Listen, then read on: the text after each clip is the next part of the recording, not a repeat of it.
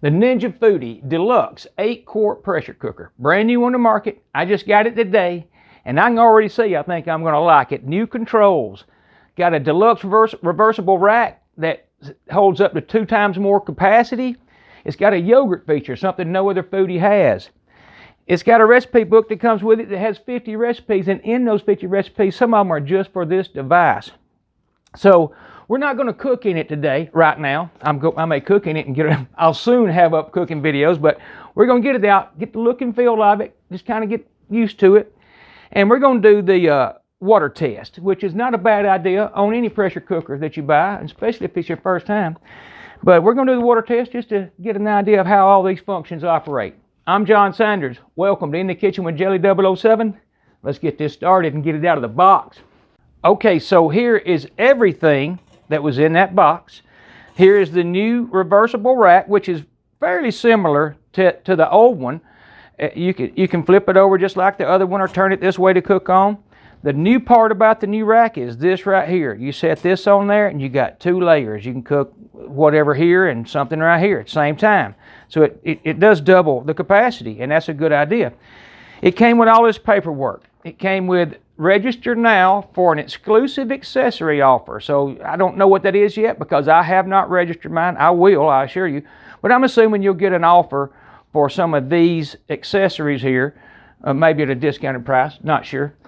The recipe book with 50 mouth-watering recipes, and I'll see if I can flip the one right quick to show you oh, here we go. This is one I landed on.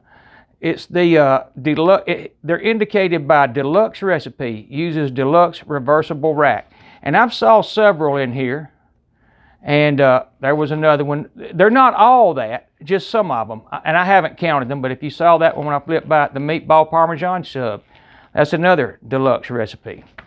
So it came with these right here, which are very handy, as you know if you've ever used them. Here's the larger basket that the 8-quart takes, very similar to my other 8-quart air frying basket. The lid, it's fairly similar. It's different in looks, but I mean, I think it functions pretty much the same. One thing I did notice, the gasket is not that clear look anymore. And if you know, on almost every pressure cooker I got, it is a clear gasket, and they pick up odors. And maybe that's why they changed that material. Maybe that'll help eliminate that. Now you can see it's a good looking unit. It does look good. The controls feel good. I have not plugged it in. We're going to do that in a minute. Oh, one other thing I'll show you on the lid is this right here. On all the ones I've ever had before, these are black and you can't see them. Now they made this one silver. They left this one black. They didn't make it silver, but it'll be easier than it was. And it has an arrow indicating which way to go for locked. So it's that simple. We're fixing to get some water in this thing and try it out. One more thing I'm going to try and show. Might be a little tricky, but this right here, and it's on the lid of this box, and it's this. Look, these accessories right here. And I mean, some good ones. And I've never seen any of these before. One is a folding crisping rack. And I'm sure you got to purchase it. I know you got to purchase these extra, but it'll turn tortillas into taco shells, finish off stuffed peppers, or cook an entire 16-ounce package of bacon right there. I mean, I'm going to own these. I just got to get them ordered. I didn't know they were available. An extra cooking pot. That's a great idea. And that's because a lot of times mine's in the refrigerator because I've got something in there I cook. Well, I might want to use it for something else, but that's got something in it that I cooked a day or two ago. So I may get me an extra pot. The glass lid, now I've got some that work. I do. I don't have one from Ninja, but I've got some that fit. But you know what? I know that will fit perfect, and I may get that. This tube pan, I don't cook many cakes in it, but they offer it. I may get it. Who knows? The multi-purpose baking sling. I'm going to have that. I like that. You've seen people they'll fold up aluminum foil and put around their stuff to pick up. Well, that's what that's supposed to eliminate, and it's a good idea.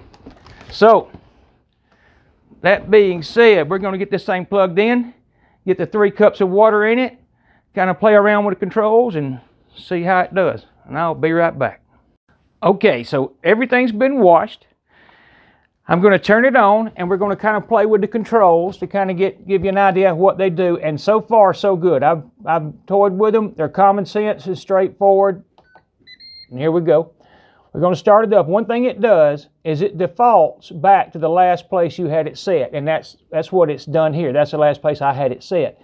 All right, well, sear saute is real similar to the other foodies. It's just a different setup. When you want to change your temp, you just press. In other words, I had it set to function. Now I've got it set to temp, and you see it flashing. I can go medium, medium high, low, medium, low, and that's it. And then, of course, you can adjust time on sear saute. But now when you want to change your function, then you want to get that light lit. Now the functions, we can roll through here. There's a yogurt and a slow cook. The steam, which you can't change. As you notice, if your light's not lit up, you can't change that particular temp or time. And here the temp's not lit up. You can't change the temp on steam. On pressure, you can. So, again, if you want to change the temp on pressure to low, you press temp, get that white light lit, and then you turn it to low. That's the only two settings you have on pressure, is high and low. Or if you want to change the time, you press the time, you get that white light lit up, and there you go. And you just roll it around to where you want. Now, to get back to changing to your functions again, you got to get that white light lit under the function. Then we can go over here and go through all these functions. Now, one thing I noticed on broil, you can't change. It stays lit up, but you can't change the temp on broil. It won't let you. It'll never go white right there. But it's 450 degrees. Now, this is a 1760 watt device, so that's I know that's higher than my 6.5. I'm not positive on the other 8, but 450 degrees is plenty hot enough for broil. And then let's say the bake roast. There it is. You want to change the time again, you get that time lit up. If you want to change the temp, you get the temp lit up. So, now one thing I also noticed, I'm going to go back to function. I'm going to roll it down to dehydrate. It starts at 150, but one thing I noticed, I just wanted to see, dehydrate will go all the way to 80 degrees Fahrenheit, and then all the way up to, I think it's 195. So your maximum and minimum on dehydrate is 80 degrees Fahrenheit and 195 Fahrenheit. And the times, I'm sure, are all over the board. And they're 15, by the way, that's a 15-minute increment on this. So I don't know how high you can, there you go, 12 hours. You can go 12 hours on dehydrate. And that's something I haven't done yet, but I've got the stuff. I may do it before long. We're going to go back to function, and we're going to come around here to steam. I'm sorry, to pressure, because we're fixing to do the water test. So we're set up for pressure. I want it on high. I'm just for the fun of it, I'm going to change this to 15 minutes. And we're going to see how it does. So I'll tell you what, let's just do it right now. Put the water in. Here's the 3 cups of water. Adding that. Put the lid on. Lock it. Seal it. Now to start the device, to get any function you want to start, you press this button in like this. And that is all there is to it. It's going to stay there till it comes to pressure. And we'll see for sure, because this is honestly the first time I've done it, but I'm pretty sure I read this stays there till it gets up to pressure, then it displays something different. We'll be back in just a second to see exactly what that is. Okay, there it went right then. The pen came up in 8 minutes, almost exactly 8 minutes. So now we're waiting on this to go from pre to whatever it goes to. Quite honestly, I don't remember or don't know. So when that happens, I'll bring you back, and then we're going to bleed it down and see what that water looks like. Be right back. And there it is. And that was almost exactly a minute. So it was 8, so we're at 9 minutes for 3 cups of water. That's pretty impressive to come to pressure and begin to cook. And you can see we got these lights lit up, and we're going. So I'm going to let that cook for a few minutes. I don't know. I might let it go. I'm going to cut it down. Let's see if I can do that with it counting. Yeah, we're going to move this down to 5 minutes, and 5 minutes at pressure should be good. And I'm assuming you got to press that again. Yes, I wasn't sure. So yeah, you got to set it to wherever you want if you want to change your times, and then press the start button. So in 5 minutes, we're going to look at that water and see how pressure cooked water looks. Be right back. Okay, so one of the reasons I'm finishing this out is just to see what that switch is to and see how it reads. Now, one thing else, the pen's not red anymore. It's a silver pen. If that bothers you, I don't know why it would. But I just want to see what that switch is to, and then we're going to kind of call this done, and I'll give you my thoughts on it maybe. And there it is, simple as it can be. It says done, and I'm sure it goes. So it tells you it's warming, and it's starting to count up, and you also get the red indicator down here that the keep warm is on. So, hey, I like it. So far, it is so good. So, I'm definitely going to do some cooking in it real soon, but I'm going to show you the sides of that box. I'm going to bleed that off, but I'm going to show you the sides of that box and some other things that you might want to know, so hold up. Okay, so maybe there is one more thing I want to show you. When you knock it off a seal, it doesn't just automatically start bleeding. You have to take it all the way to that upper, there's a little detent that sits in. And if you don't go all the way to there, it doesn't start bleeding. That's different. The other one, if I'm not mistaken, it has that detent, but you don't have to go all the way to it. And if you don't go all the way to it on this one, I mean, you can move it across that whole thing, and it really doesn't start bleeding down until you get up on that little detent and set it down. That might be a good idea. You know it's open at that point. So, I'll be right back. Okay, so the first thing I want to say is nobody's paying me to say any of this. I purchased this out of my own pocket. I got it today, and I'm not affiliated whatsoever. Like I said, paid cash for this. They sent it to me. Here's some of the artwork on the front that kind of gives you a little bit of idea of what it does. Pressure cooker ideas, air frying crisper ideas, tender crisper. And that's what this thing does best. And as far, well, it does all of that good.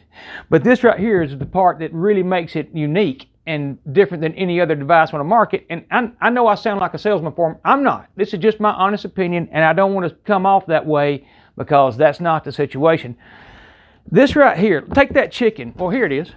I've cooked them before. In under an hour is what it said. Well, it advertises under an hour. I've got really close to exactly the way that chicken right there looks. It's a really neat device. And you've heard me saying, if you've watched my videos before, you already know how I feel. But in case you haven't, like it says, a 7-pound chicken in under an hour. And then here's the other features that I think are going to work real well. One is that deluxe reversible rack. Well, the way they've made it, it's going to make it simple to stack things. You don't have to worry about trying to piece something here, piece something there. It's going to work right out of the gate. And then the ceramic coated baskets. Now, the main cooking basket is one of the best devices I've ever cooked in. Cleans out with a paper towel. This is the same way. This is also a 5-quart nonstick ceramic coated basket. Fits 4 pounds of French fries. Well, the main basket is also an 8-quart nonstick ceramic coated cooking pot. Serves 8 to 10. So, I just want to touch on it. It is an 1800 or 1760 watt device. I think I said that. And I just want to make sure I go over everything and touch on everything that needs to be touched on. But here's a few things I'll say right quick. Here's another thing. 1760 watt, like I said, family size cooking pot, cooking crisp lid, silicone mitts it comes with, and then it says chef created cookbook, 45 plus recipes and cooking charts. Well, it's got 50 recipes. And like I said, I appreciate y'all watching my video, and I love this device. I really do. Hadn't cooked in this one, but I love the Ninja Foodie. I'm going to put a thing for you to subscribe right here because I'm going to be doing recipes in it, obvious, and I'll get them up as soon as I can. And I'll be doing my other Ninjas too. I'll be doing the normal ones, but I'm going to go to this one too some. So one of the main questions I get asked, almost always, if not my number one question, is should I get the 6.5 or the 8? Well, unless you're a family of 2 and you know you're never going to cook different than that, I always recommend the 8-quart. And that's because of stuff like pot roast or even the 7-pound chicken. I mean, you know, you can get a bigger, it's common sense, but if you get with the 6.5, which is what I cook in most time on most of my cooking videos, it's in that 6.5. But if you're ever going to cook for more people than that, and you think you might want to do a pot roast and stuff like that. I mean, you don't want to start with such a small pot roast and just a few vegetables. That, again, if it's a family of two, it's common sense. But anyhow, I always recommend, almost always recommend the 8 quart. So anyhow, thank y'all for watching. Again, I'll put something for you too. My big head will be floating here. You can touch and subscribe so you can see these next videos. And I will mention, you got to go out to the side on these new way YouTube's doing it, and you have to scroll down on the bell. And if you want every one of my videos, you got to pick the solid bell. And there's 2 or 3 options, but the solid bell is the one that gets all of them. If you want to do that, and I'd appreciate that. I'll have a video right here for you to watch on something else that I'll put up. Thanks again for watching my video. I'm John Sanders. I love y'all all. Come back to see me. Bye-bye.